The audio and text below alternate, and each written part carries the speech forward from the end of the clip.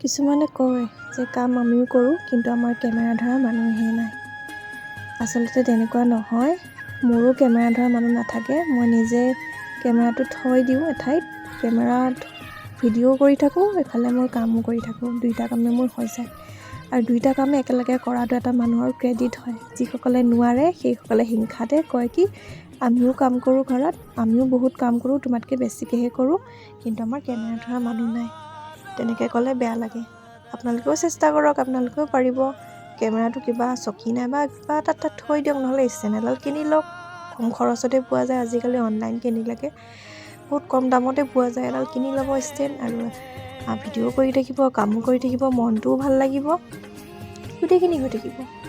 আৰু এটা ব্লগ বনালে যে পইচাৰ কাৰণে বনাওঁ সেইটো নহয়, মনটো ভাল লাগে আৰু পিছলৈও চাব পাৰিব যে আপোনালোকে নিজকে চাব পাৰিব, ভাল লাগিব ন। গতিকে হিংসা কৰি লাভ নাই। আপোনালোকেও কাম কৰক, আমিও কাম কৰোঁ, সমানে আগবাঢ়ি যাওঁ। মই ষ্টেণ্ডডালতে কেমেৰাটো লগাই থৈ দিওঁ আৰু ইফালে কামো কৰি থাকোঁ, আৰু দুইটা কামে ধুনীয়াকৈ সমানে হৈ যায়।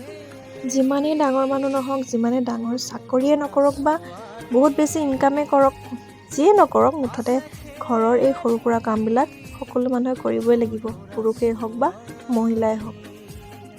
কলীয়া মোৰ কাষতে শুই আছে আৰু মই ইডলি খাবলৈ লৈছোঁ। বায়ে বনাইছিলে।